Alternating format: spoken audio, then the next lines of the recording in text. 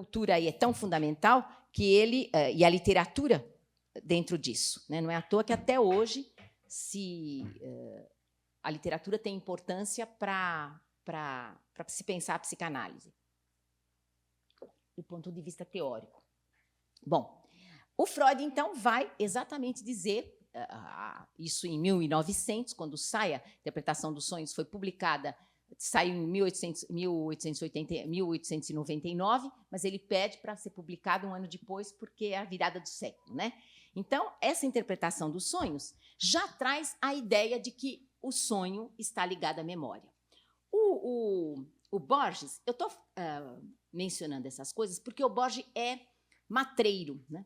Ele esconde muita coisa. Quer dizer, ele vai fazendo as coisas sorrateiramente, né? E parece que aqui a interpretação dos sonhos, que é básica para a civilização ocidental, né? É a obra básica do Freud, parece que isso não está aqui, mas está, né? Está o pensamento que ele tem, quer dizer, algumas coisas ele vai para um outro caminho, outras coisas ele retoma sem falar. Então, quando ele diz assim, não podemos examinar os sonhos diretamente. Pô, aí eu estou seguindo, já é a segunda página, página 105.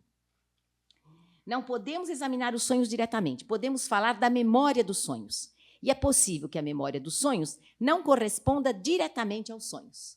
Quer dizer, é possível não, ela não corresponde. Quer dizer, é muito difícil a gente saber se corresponde ou não. Isso é impossível saber, né?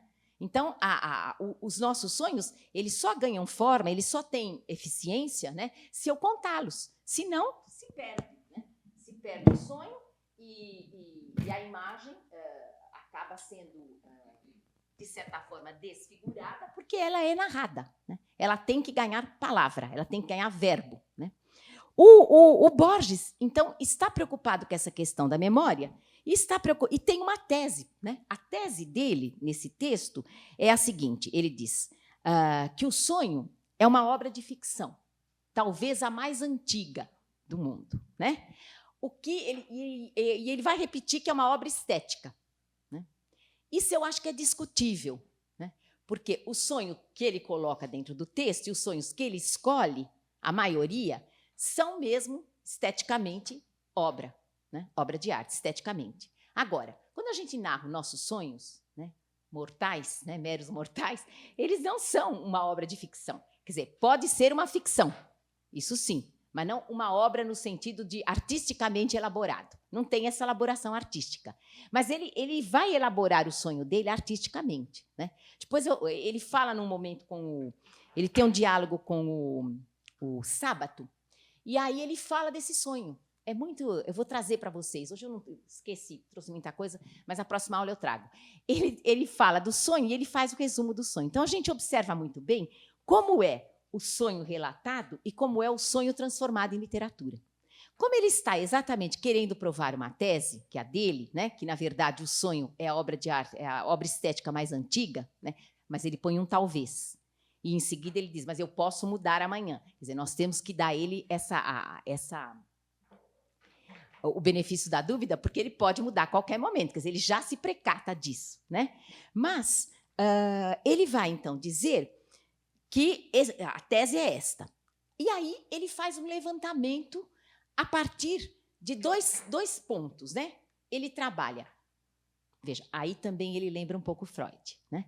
Ele trabalha com a memória cultural, que é toda essa literatura, que é alguns filósofos, quer dizer, mas, sobretudo, os grandes escritores, né? Vai pegando esses sonhos, de um lado. E, de outro lado, ele traz lembranças pessoais, certo? Que é exatamente o que Freud fazia para compor essa sua teoria dos sonhos. Se vocês forem ler a interpretação dos sonhos, vocês vão ver.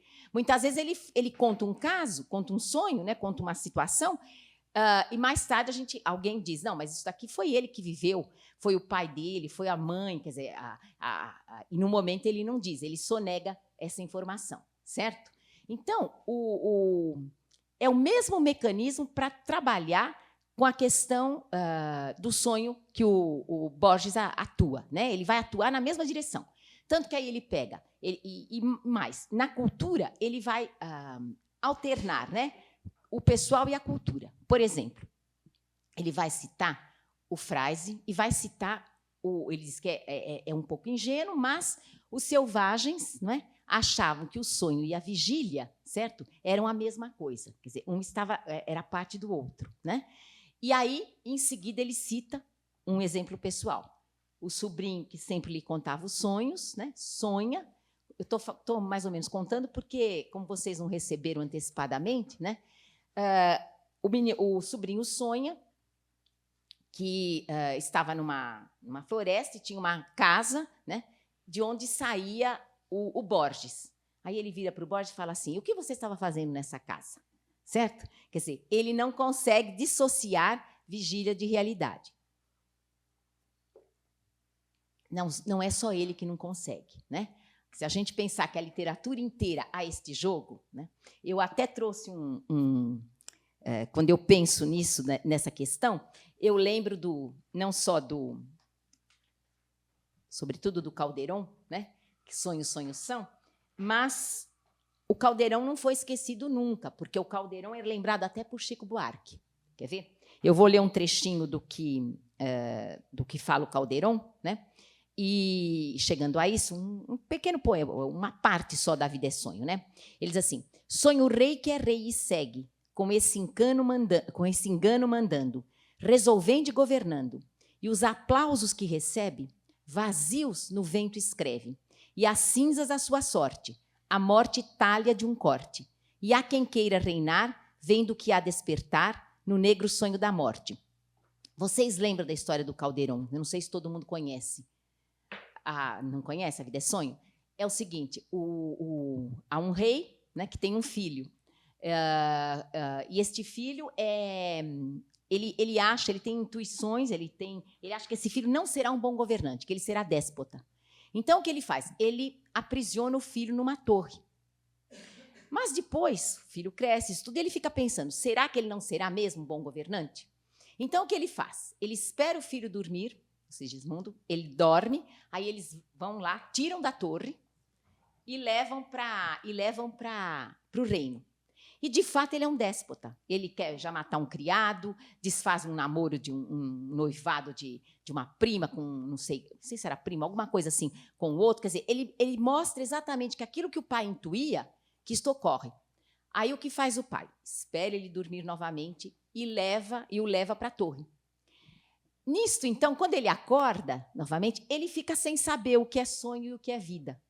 Certo? Por isso que ele é fundamental para se pensar essa questão. Quer dizer, não são só os selvagens que pensam, ou a criança. A criança também não faz distinção, né? Ela acorda e ela acha que, às vezes, continua o sonho. Quer dizer, ela tem medo, tem até medo de dormir muitas vezes, né? Porque pode sonhar. Bom, então, o trecho que eu estou lendo é exatamente esse...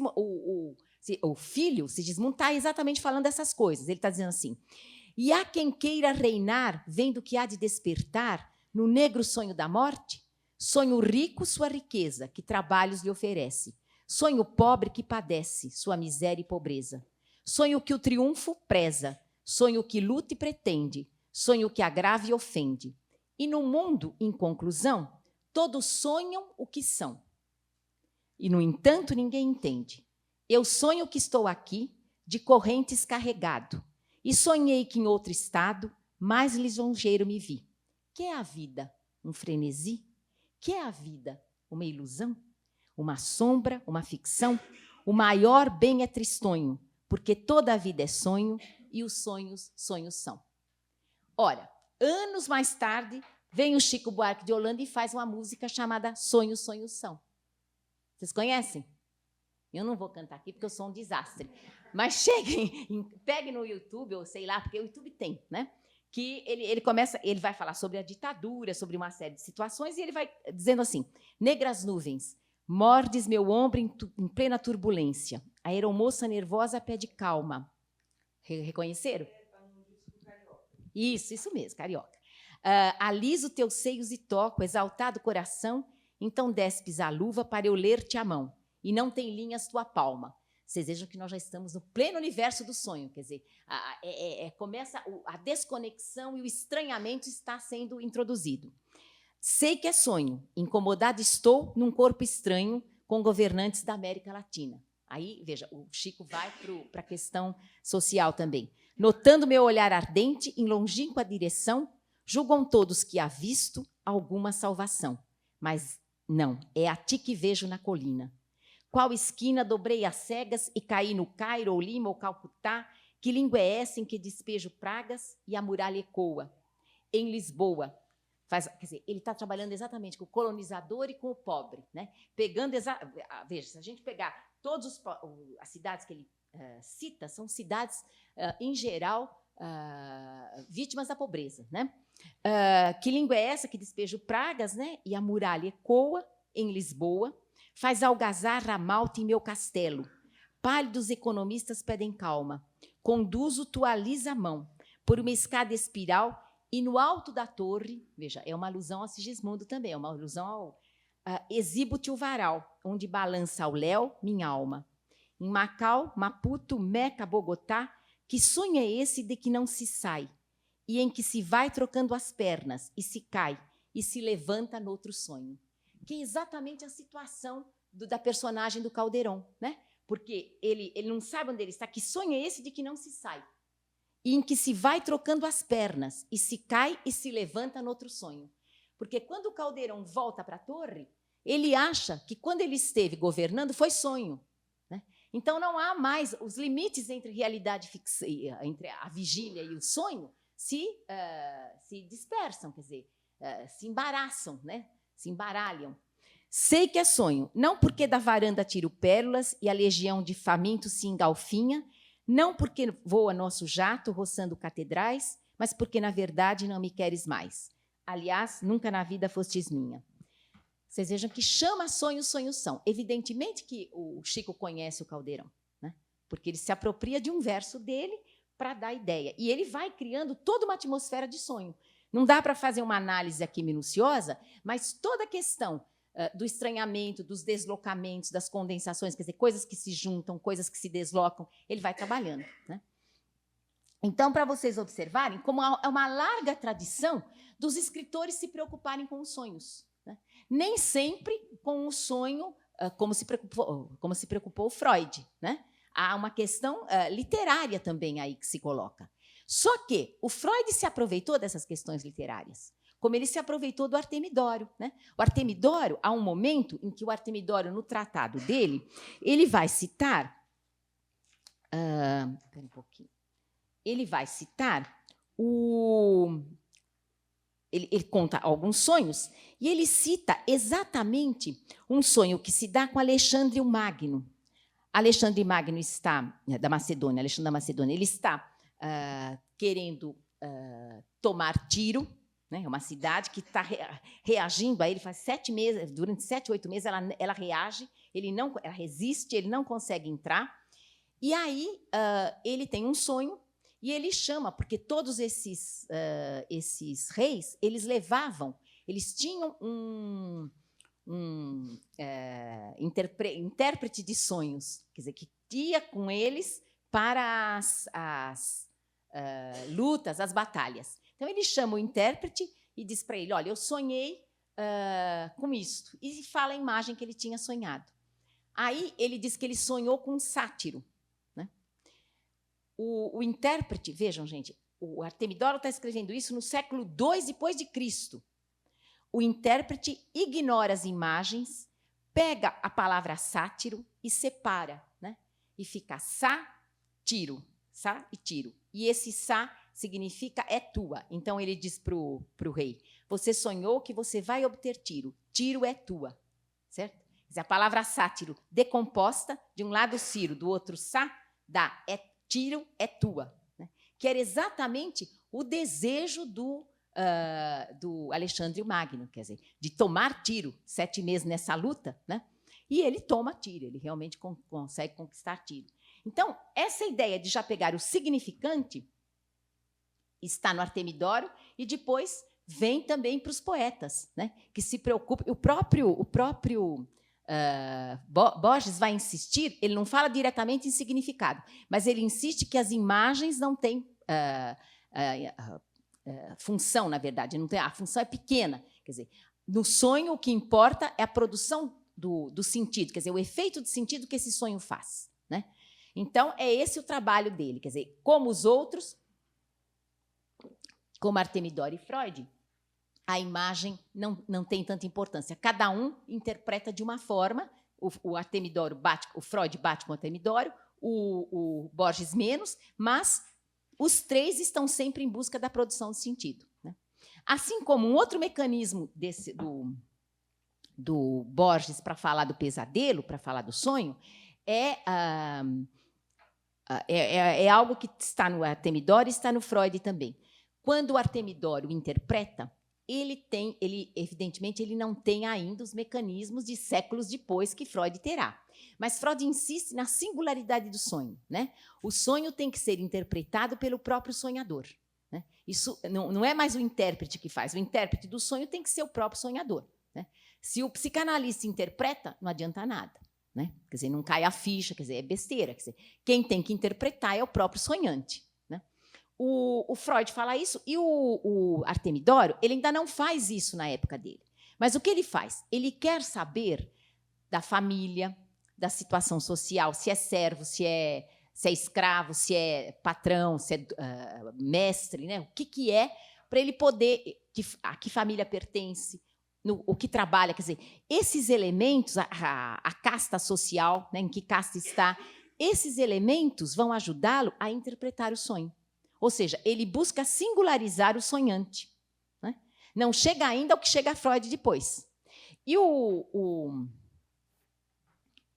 Borges, ele vai retomar essa ideia. Há um momento em que ele diz o seguinte.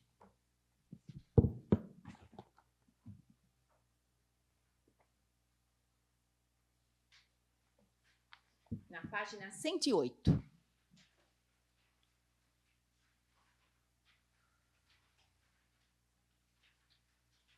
Tudo bem? Existe um único sonhador. Esse sonhador sonha todo o processo cósmico, sonha toda a história universal anterior, sonha inclusive sua infância, sua mocidade. Tudo isso pode não ter acontecido.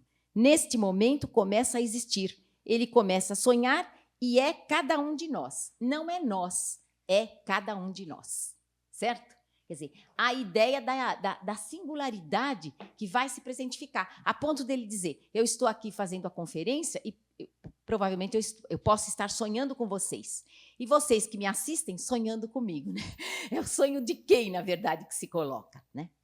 Por outro lado, há um trabalho do Borges que também lembra o trabalho do Freud, tanto para a interpretação dos sonhos quanto para as suas questões em geral, para as formações do inconsciente, que é o trabalho com a palavra, né? O que faz o Borges? Ele vai trabalhar com a ideia do pesadelo, é isso que vai interessar ele, né?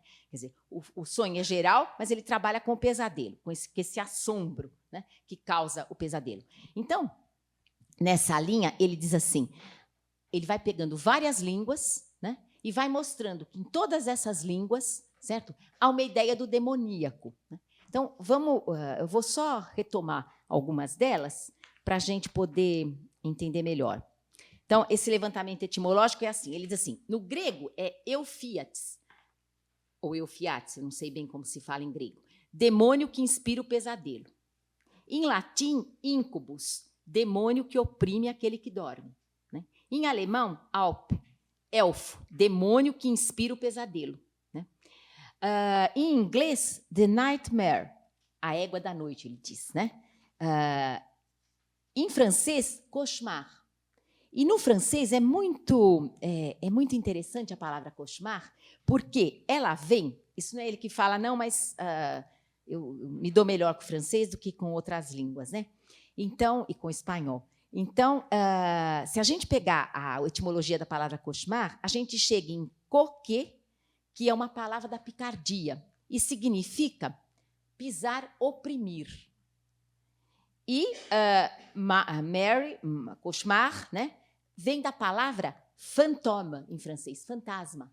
Quer dizer, é um pouco... O Borges não fez essa etimologia, mas se ele fizesse, ia ser prato cheio para ele, porque ele está trabalhando exatamente com duas ideias. A ideia do demoníaco no pesadelo e a ideia do peso, a ideia da angústia. Ele não fala em angústia, mas ele fala que há um peso. E, ao falar que há um peso, ele pega exatamente essa figura, né? Ele vai dizer...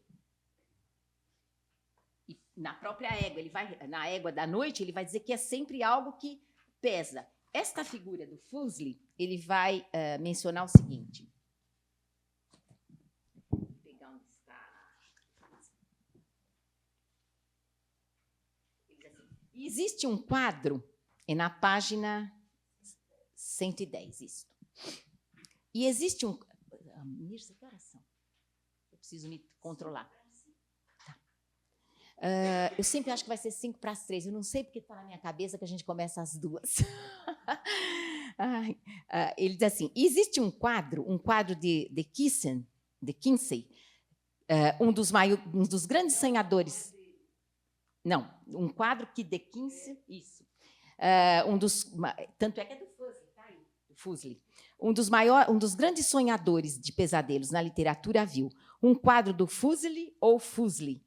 Era seu verdadeiro nome, um pintor suíço do século XVIII, que se chama The Nightmare, o pesadelo. Uma jovem está deitada, acorda e fica aterrorizada ao ver que sobre seu ventre deitou-se um monstro que é pequeno, negro e maligno. Esse monstro é o pesadelo.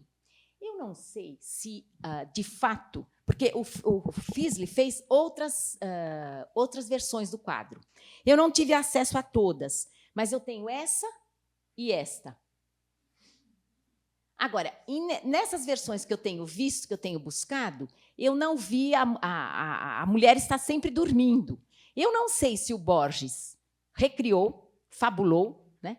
Mas ou se existe mesmo algum quadro em que ela acorde e foi a cópia que ele viu, né? Não dá para, por enquanto eu não consegui. Eu tenho pesquisado, mas não tenho achado. Essas duas figuras mostram algo que parece importante, que é a questão da opressão, que é a questão da angústia. E aí, vejam, Freud vai dizer exatamente isso, quer dizer, quando a angústia chega no auge, no pesadelo, nós acordamos, né? Há uma defesa, quer dizer, então a gente acorda, sempre a gente acorda no auge do pesadelo, né? E aí vem o alívio, porque é angustiante. Então, ele busca exatamente mostrar a ideia do demoníaco e a ideia da opressão, né? E aí, vocês vejam, no francês, a própria palavra tem a ideia da opressão, essa parte da picardia, que vem da picardia, né? Que tem a ideia, que traz a ideia do pisar e do oprimir, né? Então, e o quadro também, né? A gente vê que o quadro tem toda a ideia do Das Unheimlich, porque o sonho tem um pouco de Das Unheimlich, né? Tem um pouco daquela estranheza inquietante que a gente já falou, né? Quer dizer, basta a gente observar os olhos dos dois e o dado da mulher toda... ela está quase que desfalecida, né? Jogada, inteiramente entregue ao sonho, e o lânguida, também. E o que está em cima do corpo dela é uma coisa maquiavélica mesmo, demoníaca, né? Que é o que ele quer provar, né? Então, ele vai dizer... Onde é que está o meu livro?